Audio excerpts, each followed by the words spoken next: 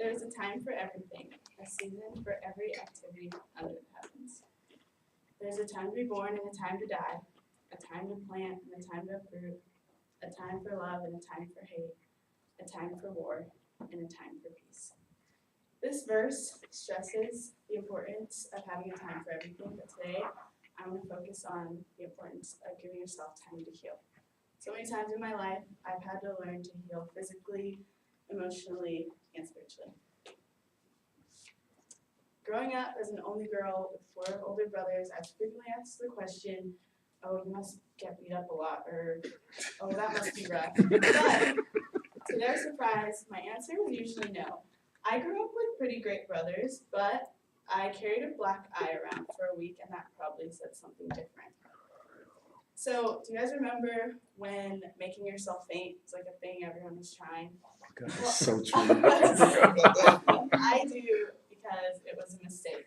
So one day my brothers were pleading with me. They were like, please try it, Tiff. Like, you can do it. It won't be scary. And I was freaking out because I was scared that like I'd faint and I wouldn't get back up. Like I'd just be dead.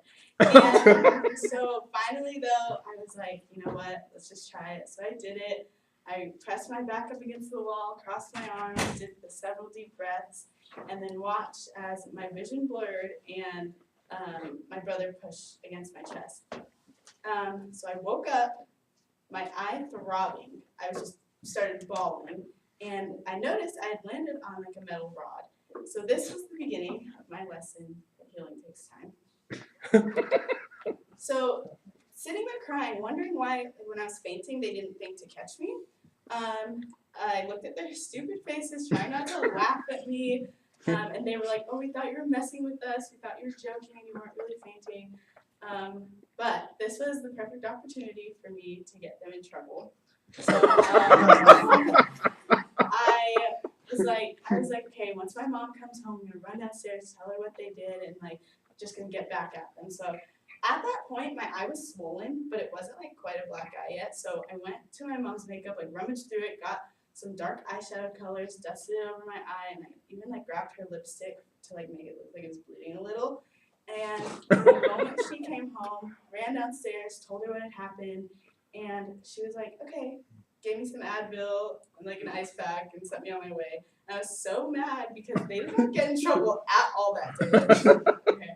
So the next morning I woke up, getting ready for school, looked in the mirror and noticed not only is it swollen, but it was so dark, like it was just black. I looked like I'd been beaten up. And so I convinced myself, I was like, oh, it's just some leftover makeup from when I tried getting them in trouble, tried scrubbing it off, nothing. Went to my parents' room crying. I was like, I can't go to school. I look like this. And they were like, you're fine. And every day that week I complained. I tried everything. I tried like concealer, trying to cover it up. I would put ice on that thing every second of every day, and nothing was working. So this was a time when I had to learn healing takes time. I was reminded of this lesson in an emotional aspect when a relationship I was in ended in heartbreak. So after this relationship, I was tired of moping around and being sad for myself that all I wanted to do was jump into another relationship, but I had to keep reminding myself healing takes time. I was so forceful on my heart, trying to, I could like make myself up on the outside and like put a smile on, but on the inside, I was still sad and my heart wasn't ready to heal. I was trying to patch wounds that weren't ready to be patched. It was like I was trying to run a marathon while my heart just wanted to walk and catch its breath. Getting frustrated at myself for being so hung up, I had to keep reminding myself daily that healing takes time. Finally, I saw this virtue in one of my brother's lives. So Josh is a football player at University of Montana, and 2 years ago, he was experiencing pain in his right shoulder. So this hindered him from practices and games, and finally it was diagnosed that he had a torn tendon, so he had to go into surgery. The surgery was a success, but it meant having a sling for a few months. So I went to visit him, and my heart yearned because watching him like on the sidelines during the games, you just feel how much he wanted to be in the game, playing with his team, and not on the sidelines cheering them on. I knew it would be hard for him, as it is for any athlete, But we all know that if he was to go on that field with his sling, with his torn tendon, he would have been no help to his team.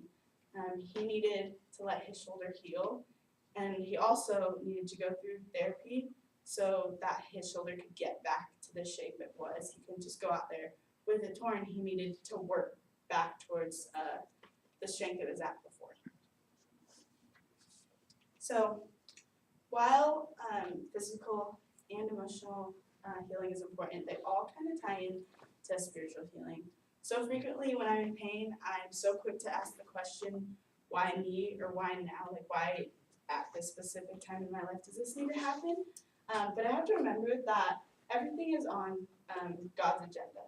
So no matter how much I want to rush something, or I want something to be fixed or healed, that might not but be what he wants for my life. And everything is on his timeline, and his timeline is the perfect timeline. So often we find ourselves wanting to rush our recovery, whether it's physically, emotionally, or spiritually, and we need to remember these three things. Number one, what looks okay on the outside might not be okay on the inside. Take your time. Number two, before you're ready to run again, relearn to use what's broken. Take your time. And number three, just because it doesn't hurt doesn't mean it's healed. Take your time.